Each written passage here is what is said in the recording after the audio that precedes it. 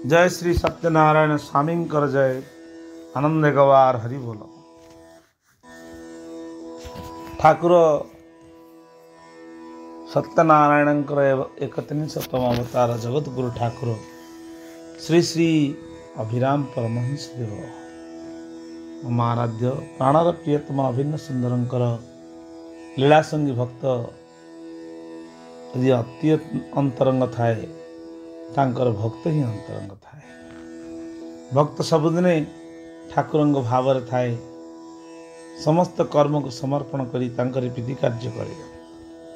से मध्यमरु से लीलासंगी भक्त मध्यरु जड़े अनन्य भक्त से थिले पंचान्न बाबू पंचान्न पाणिग्राही ठाकुरंगर पुराणा भक्त 1954 मसीहा कार्तिक एकादशी ठारू 1963 कार्तिक शुक्ल एकादशी पर्यंत ठाकुर नवकलवर हेबा पर्यंत आश्रम कौन सी उत्सव अनुपस्थित हेबा बोधे कहीं देखी नहीं, सबुदिन उपस्थित था। ठाकुरंक स्थूललीला अवसान पर भी आज जाए पति पत्नी दुई जन ठाकुरंक नाम भजन बाणी लीला कौतुक शुणा को नाग साप पद्मतला को टाकी बसला बोली प्रति उत्सव हाजर होई प्रभु प्रेम रस आकंठ पान करी तृषा मेटाती। बहुत अनुभूति से अंगे लिभेइछंती। बेले बेले से अनुभूति किछि कही श्रोता वक्ता और समस्त लुह झराई आत्महरा कर दियंती। से कहती 55 पाणिग्राही कहती बोधे 1961 मसीहा चंदन यात्रा बेल वर्षा न थाए चंदन पोखरी खोला होई थाए पानी खूब अल्प बोध हुए फुटे खंडे हेब पोखरी थाए। चंदन को तो ठाकुर चापरे विजे करी चाप खेल करती। गोटे दिन परे अक्षय तृतीया हेब सन्यासी माने ठाकुरंक पाखरे गुहारी कले कल बसाई आर पोखरी पानी चंदन पोखरी को बुहाजिब चाप खेल पे। ठाकुरे सम्मत हेले। कल तो थाए खाली जल लगे पानी बुहाजिब खाली कल लगे पानी बुहाजिब कल तो अच्छी आउ खाली कल लगे कि पानी बुहाजिब। सन्यासी माने कल फिट कले पोखरी हुड़ारे गुरुचरण बाबा इंजीनियर साजिले टिके टिके तो तांकू जना से विद्या। अन्य सन्यासी केते जन सहयोग कले। बहुत चेष्टा कला मात्र करागला मात्र कल स्टार्ट है ना। 11 दिन 11टा हो गलानी। सेते बेलकू 55 बाबू कहती मु जटणी रे थाए ORT मेकानिक। रातिरु कहीं मन उच्चाट है मठ को जीवाक भोर उठी बाहरी पड़ली। पाखरे पैसा न थाए स्त्री को पचारली केते पैसा अच्छी हो। से खोजी बाहर कले मात्र 10 अणा सेतक नेली। जटणीर करमला 30 माइल बाट चलिकी जीवाक मनस्थ कली। धूप पैकेट कदली 4टा से पैसा किणिली। जटणी बजार रु बाहरी आम ग्यारेज जड़े सहकर्मी साइकल धरी कुआडे बाहरी थिले। मते पचारे कुआडे जीवी 55 भाई। मु कहली नाई मठ को टिके जीवार थिला तो जाई थांती आ मठ को जीवा कथा कहली। चलिकी जीवा शुणी तांको साइकेल टी मते दे देले। तांको मु कहि देली हठात मठ को जाउछि फोरम्यान को कहिदेबू मु फेरिले छुट्टी दरखास्त देवी। करमला मठ रे पहुँचली ठीक दिन 11टा बेले। आश्रम में पहुँचला बेलू दिन 11टा बेल मत देखी सन्यासी माने कहले 55 आमे थकी गलुनी देखिलु कौन कलटा असहज हो जाइए। चल चल चल चंदन पोखरी गुड़ा को डाकी नेले सन्यासी माने। मु सांगे सांगे देखिली जाई कल को देखला बेलू असहज क्योंटी हो चारिपटे देखु थाए टिके मैला पाइप थिला। देखिली मैला टिकक अच्छी से चलुनी सफा करदेली। लुगा सार्टे कला लगिगला। गामुछारे धूप भोग बंधा होई ସାଇକେଲରେ ବନ୍ଧା ହୋଇଛି। ଠାକୁର ତ ତଳ ରଜା ଘରେ ବିଶ୍ରାମ ନେଉଥିଲେ। ପଛରେ କୃଷ୍ଣ ମା ଏବଂ କେତେବେଳେ ଆସି ପହଞ୍ଚି ସାରିଲେଣି ମୁଁ ଜାଣିନି। ଠାକୁରେ ବିଶ୍ରାମ କରୁଥିଲେ ରାଜା ଘରେ ନାଇଁ। ଓହୋ, ପଛରେ କୃଷ୍ଣ ମା କେତେବେଳେ ଆସି ପହଞ୍ଚିଗଲେଣି ମୁଁ ଜାଣିନାହିଁ। କଳ ଷ୍ଟାର୍ଟ ଶବ୍ଦ ଶୁଣି ଠାକୁର ବି ତାଙ୍କ ପଛରେ। ମୋତେ ମାଲୁମ ନଥାଏ। କୃଷ୍ଣ ମାତା ମୁହଁ ଇଙ୍ଗିତ କରି ସୂଚାଇ ଦେଲେ। ସାଷ୍ଟାଙ୍ଗ ପ୍ରଣିପାତ ଦୁହିଁଙ୍କୁ କଲି। ଠାକୁର କହିଲେ ଯା ଯା ଯା ଯା, ନିତ୍ୟକର୍ମ ସାରି ଆସ, ତାପରେ କଥା। ଲୁଗାରେ ତ କଳା ଲାଗିଥାଏ, ସଫା କରି ଶୁଖାଇ ଦେଲି। 2 ନଡ଼ିଆ ଗଛରେ ଟାଙ୍ଗିଦେଲି। ଗାମୁଛା ଖଣ୍ଡିକ ପିନ୍ଧି ଭାବିଲି ଶୁଖିଯିବ, ଲୁଗାଇ ନେ। ଠିକ୍ ସେତିକିବେଳେ ଠାକୁର ଡକରା ଆସିଲା ତାଙ୍କ ପାଖକୁ ଯିବାକୁ। ଗାମୁଛା ପିନ୍ଧି କେମିତି ଭାବୁଛି ଠାକୁରଙ୍କ ପାଖକୁ। ଜଣେ ସନ୍ନ୍ୟାସୀ ପୁଣି ଆସି କହିଲେ ଠାକୁର ଡାକୁଛନ୍ତି। ହଁ ଯାଉଛି ବୋଲି କହି ଓଦା ଲୁଗାଟିକୁ ତୋଳି ପିନ୍ଧିବାକୁ ଯାଉଛି। ଆଉ ଜଣେ ସନ୍ନ୍ୟାସୀ ସେତିକି ବେଳେ ଖଣ୍ଡିଏ ନୂଆ ଲୁଗା ଧରି ପହଞ୍ଚିଲେ। କହିଲେ ନିଏ, ଠାକୁର ପଠାଇଛନ୍ତି, ଏ ଖଣ୍ଡ ପିନ୍ଧି ପକାଅ। ଆଖିରୁ ମୋର ଲୁହ ଝରି ପଡ଼ିଗଲା। ଅନ୍ତର୍ଯାମୀଙ୍କ ଲୀଳା ଓ କରୁଣା ଦେଖି ଠାକୁରଙ୍କ ପାଖରେ ସଙ୍ଗେ ସଙ୍ଗେ ଯାଇ ହାଜର ହେଲି। ଠାକୁର ପଚାରିଲେ କେତେ ସମୟ ମେସିନ୍ ଚାଲିଲେ ଚାପ ଚାଲିଲା ଭଳି ପାଣି ପୋଖରୀରେ ହେବ 55 କହିଲ? 4 ପାହାଚ ପାଖକୁ ପାଣି ଲାଗିଲେ ଚାପ ଚାଲିବ ଯେ କେତେ ସମୟ ଲାଗିବ ମୁଁ କହିପାରିଲି ନାହିଁ। 4 ପାଖକୁ ପାଣି ଲାଗିଲେ ତ ଚାପ ଚାଲିବ ନା, ହେଲେ କହିଲ କେତେ ସମୟ ଲାଗିବ? କିନ୍ତୁ ମୁଁ କହିପାରିଲି ନାହିଁ କେତେ ସମୟ ଲାଗିବ। ମାତ୍ର ଠାକୁର କହିଲେ ପୋଖରୀ ତ ଆମର 1 ଏକର, ପାଇପ୍ ମୁହଁ 2.5 ଇଞ୍ଚ। ତେବେ ଏବେ ଆଉ ପରିଶ୍ରମ କରନା। କାଲି ସକାଳ ଖେଚଡ଼ି ଭୋଗ ପାଇ ଯାଇ ଦେଖିବ 9:30 ବେଳକୁ। 9:30ରେ କଳ ଚଲାଇବୁ। ଠିକ୍ 11:30ରେ ବନ୍ଦ କରିଦେବୁ। ରାତି ପାଇଲା। ମୁଁ ଖେଚୁଡ଼ି ପ୍ରସାଦ ପରେ ଠିକ୍ 9:30ରେ କଳ ଚଲାଇ ଆରମ୍ଭ କଲି। ଯେମିତି 11:30 ବାଜିଲା ବନ୍ଦ କରିଦେଲି। ସନ୍ନ୍ୟାସୀମାନେ କହିଲେ ଥାଉ ବନ୍ଦ କରନା। ମାତ୍ର ମୁଁ କାହାରି କଥା ଶୁଣିଲି ନାହିଁ। ଠାକୁରଙ୍କ ଆଦେଶ ଏଣେ ଦେଖିଲା ବେଳକୁ ସତକୁ ସତ 4 ପାହାଚ ପାଖରେ ପାଣି ଆସି ହୋଇଗଲାଣି। ଭାବିଲି ପ୍ରଭୁ 2 ଘଣ୍ଟା ମଧ୍ୟରେ ପାଣି କେମିତି ହେଲା? ଏଠିକି ପାଇପ୍ ଭିତରେ ଏତେ ବଡ଼ 1 ଏକର ଜମି, ପାଣି କେମିତି? ଆଶ୍ଚର୍ଯ୍ୟ ହୋଇ ଭାବୁଥାଏ। ତୁମେ ଯେତେବେଳେ କରିବ ସବୁକିଛି, ଆଉ କାହାର କରିବାର କିଛି କାପାସିଟି ନଥାଏ। ମୁଁ ଭାବିଲି ମୁଁ ଏ କଳକୁ ଚଲାଉଛି, ଆଉ ଜଣେ ଭାବିଲେ ଆଉ ଜଣେ କଳକୁ ଚଲାଉଛି। କିନ୍ତୁ ଠାକୁର ନିଜେ କଳକୁ ଚଲେଇ ତାଙ୍କ କାର୍ଯ୍ୟକୁ ସେ କଲେ। ସେ ଭାବନା କରିକି ମୋ ମନ ଭିତରେ ଆସିଲା, ହେ ପ୍ରଭୁ ତୁମ କରୁଣାରେ ଅସମ୍ଭବକୁ ସମ୍ଭବ କରିବାର ଶକ୍ତି ଆସିଥାଏ, ଆଉ ସବୁ ଜାଗାରେ ବି ହେଇପାରେ।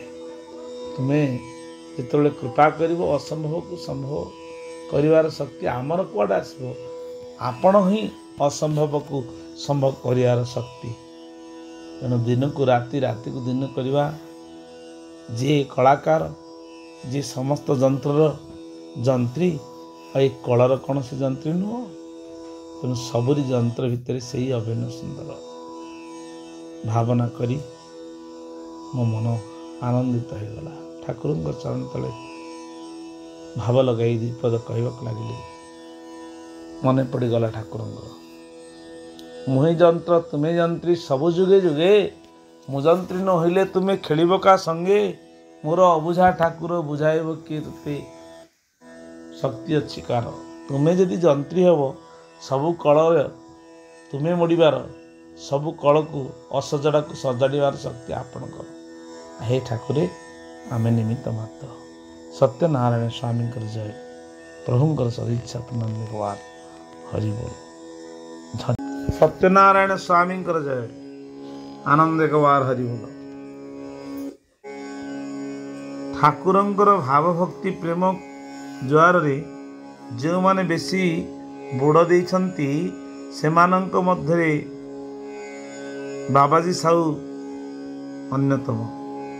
ବାହ୍ୟ ଆଡ଼ମ୍ବର କିମ୍ବା ଦେଖେଇ ହେବାର ସେ ବୀତସ୍ପୃହ ମାତ୍ର ଫଲଗୁ ପରି ବିଭୁ ପ୍ରେମ ଧାରାରେ ଅନ୍ତରରେ ସଦା ପ୍ରବାହିତ। ବଡ଼ ସ୍ନେହ ଭକ୍ତଟିଏ, ଭକ୍ତ ଭାଇ ଭଉଣୀଟିଏ ପାଖରେ ପାଇଲେ ଭୋକ ଶୋଷ ସମୟ ଜ୍ଞାନ ସବୁ ଭୁଲି ଠାକୁରଙ୍କ କୌତୁକ ଲୀଳା କଥା ଶୁଣାନ୍ତି ଆଉ ଶୁଣନ୍ତି ଏବଂ ଆନନ୍ଦ ହୁଅନ୍ତି, ତନ୍ମୟ ହୋଇଯାଆନ୍ତି। ପ୍ରେମମୟଙ୍କ କଥା କହିଲା ବେଳେ ସେ ନିଜ ସତ୍ତା ହଜାଇ ଦେଇ ମଜାଇ ଦିଅନ୍ତି ଶ୍ରୋତୃମଣ୍ଡଳୀଙ୍କୁ। ସେ କହି ବସନ୍ତି, 1957 ମସିହା ଶ୍ରୀପଞ୍ଚମୀ ଆଗରୁ ଯେତେ ଥର ଆଶ୍ରମକୁ ଯାଏ ଠାକୁରଙ୍କୁ ଗୁହାରି ଜଣାଏ ଦୀକ୍ଷା ଗ୍ରହଣ କରିବା ପାଇଁ।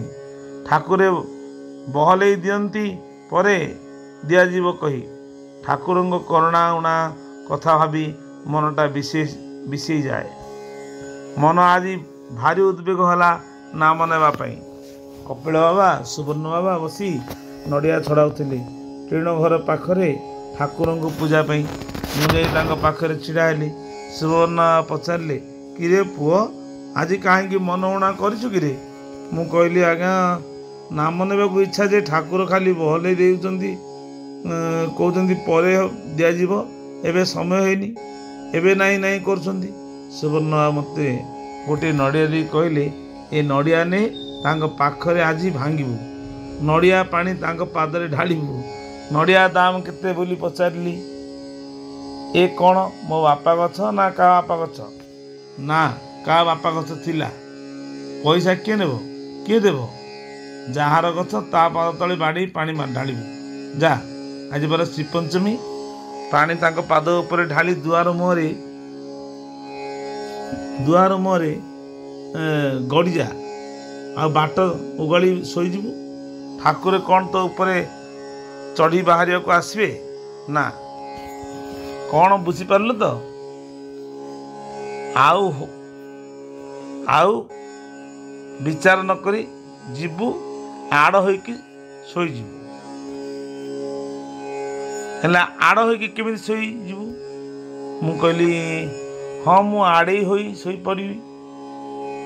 ସୁବର୍ଣ୍ଣ କହିଲେ, ତୁ ତା ଭଗୁଲିଆଟେ, ଶୋଇଲୁ ଦେଖି କେମିତି ଶୋଇବୁ? ମୁଁ ଭୁଲ ବାଗରେ ଶୋଇପଡ଼ିଲି। 2 ଜଣ ଯାକ ବାବା ମୋତେ ବତେଇ ଦେଲେ ଦୁଆର ମୁହଁ ମାଡ଼ି ବାଟ ଓଗାଳି ପଡ଼ିଯିବାକୁ। କହିଲେ, ତୁ ଏମିତି ପଡ଼ିଯିବୁ, ତାପରେ ଯାହା ହେବ ଆମେ ବୁଝିବୁ, ତୁ ବ୍ୟସ୍ତ ହୋନା, ଯା। ଏହା କହି ବାବା ମୋତେ ପଠାଇଦେଲେ। ବାବାଙ୍କ ବତେଇବା ଅନୁସାରେ ମୁଁ ଆଳତୀ ମନ୍ଦିରକୁ ପଶିଗଲି। ଠାକୁର ସିଂହାସନ ଉପରେ ବସିଥାନ୍ତି, କେତେଜଣ ଭକ୍ତ ଥାଆନ୍ତି, ପୂଜା ପାଠ କରୁଥାନ୍ତି। ସୁବର୍ଣ୍ଣ ବାବା ଆଉ କପିଳ ବାବା ତ ଆଗରୁ ମନ୍ଦିର ଭିତରେ ଥାଆନ୍ତି। ମୁଁ ନଡ଼ିଆ ବାଡ଼େଇ ଠାକୁରଙ୍କ ପାଦ ଉପରେ ପାଣି ଢାଳି ଦୁଆର ଆଡ଼ ହୋଇ ମୁହଁ ତଳୁ କରି ପ୍ରାର୍ଥନା କଲା ପରି ଯୋଡ଼ ହସ୍ତ ଲମ୍ବି ଶୋଇପଡ଼ିଲି। ଠାକୁର କହିଲେ, କିରେ ଉଠ, ଏମିତି କାହିଁକି ବାଟ ପାଣି ଶୋଇଲୁ କି? ମୁଁ ଉଠୁ ନଥାଏ। ସୁବର୍ଣ୍ଣ ବାବା ଓ କପିଳ ବାବା ଓକିଲାତି କଲା ଭଳି କହିଲେ, ସେ ବଗୁଲିଆଟା କ'ଣ କହୁଥିଲା ନାମ ନେବାକୁ, ଆପଣ କୁଆଡ଼େ ମନା କଲେ। କହୁଥିଲା ମୁଁ ଆଜି ଠାକୁରଙ୍କୁ ବାଟ ଛାଡ଼ିବି ନାହିଁ, ନାମ ନଦେଲେ ମୁଁ ଠାକୁରଙ୍କୁ ଆଜି ବାଟ ଛାଡ଼ିବି ନାହିଁ। କ'ଣ ସେ କହୁଥିଲା ନା ତାକୁ କିଏ ବତାଇ ଦେଲା ବା? ଠାକୁର ଏହା କହି ମୁରୁକି ମୁରୁକି ହସିଲେ। ନା, କିଏ ଜାଣି କିଏ ବତେଇଲେ, କିଏ ଆଉ ବତେଇଲା? ତମେ ଦି ଜଣ କିଛି ଜାଣିନା? ଏହା ଠାକୁର ସୁବର୍ଣ୍ଣ ବାବା ଏବଂ କପିଳାଙ୍କୁ ଅନେକି କହିଲେ। ସୁବର୍ଣ୍ଣ କପିଳାଙ୍କୁ ନାଇଁ ତ ଆଜ୍ଞା, ଆମେ କିଛି ଜାଣିନୁ, ଆମର କ'ଣ ଗରଜ ପଡ଼ିଲା ଯେ ବଗୁଲିଆକୁ ନା ବତେଇବାକୁ ଯେ ଆମେ କହିବୁ? ତାକୁ ତ ନାମ ଦେଇଦେଲେ ସବୁ ଅଡ଼ୁଆ ତୁଟିଯିବ। ସୁବର୍ଣ୍ଣ ବାବା କହିଲେ। ଠାକୁର ଟିକେ ହସି କହିଲେ, ତମକୁ ଆଉ ପାରି ହେବ ନାହିଁ। ସେ କାହିଁକି ବଗୁଲିଆ ହେବ? ବଗୁଲିଆଙ୍କ ଗୁରୁ ପରା ତମେ, ତମ ଛଡ଼ା ଆଉ କ'ଣ କେଉଁଠି ଅଛନ୍ତି? ହଉ ଯା ଯୋଗାଡ଼ କରି ଆଣ, ଧୂପ ଦୀପ ଭୋଗ प्रभृति पूजा सामग्री कृष्ण माँ गला पूजा सामग्री सब आसला से आलती मंदिर में दीक्षा पर्व सरला ठाकुर तापर पदा को बाहर सुवर्ण बाबा और कपिल बाबा मो पछे पछे आसी मो पिठे हाथ मारी कहले देखिलु नाम नेलु ना नहीं मु तो जन्मरू बाबाजी आम गाँव रे ठाकुर दोल बेले दोल विमान रे बसी घर घर बुली भोग खाती प्रति घर द्वार मुहरे परिष्कार करी गोबर लिपा जाए विमान सेठी रहे भोग लगा जाए बापांगर गोटे मात्र पुओ ठीक दोल अल्प दिन आगरू अकाल मृत्यु होता है से पर्व बापा आउ दुआरे पाचेरी पाखरे भोगर व्यवस्था कले नहीं कहले कहीं भोग देवी मु मले तो मो वंशर आउ किए अच्छी जे ठाकुर भोग खंजीब मु थाऊ भोग खंजा बंद हो दोल पुनी गला से पर्व पाचेरी से वर्ष पाचेरी पाखरे बापा आउ भोग देले नहीं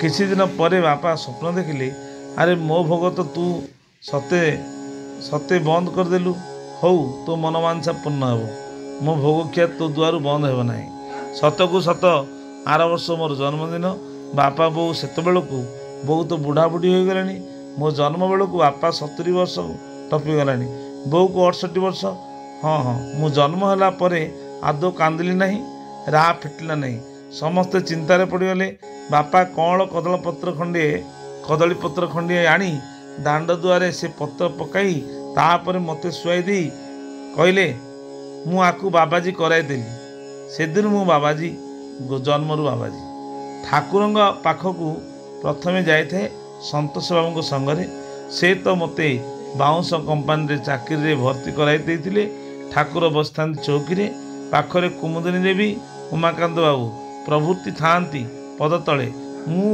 और संतोष बाबू कहले से हिसाब रखे मो परिचय ठाकुर पचारे संतोष बाबू को संतोष बाबू कहले से हिसाब रखे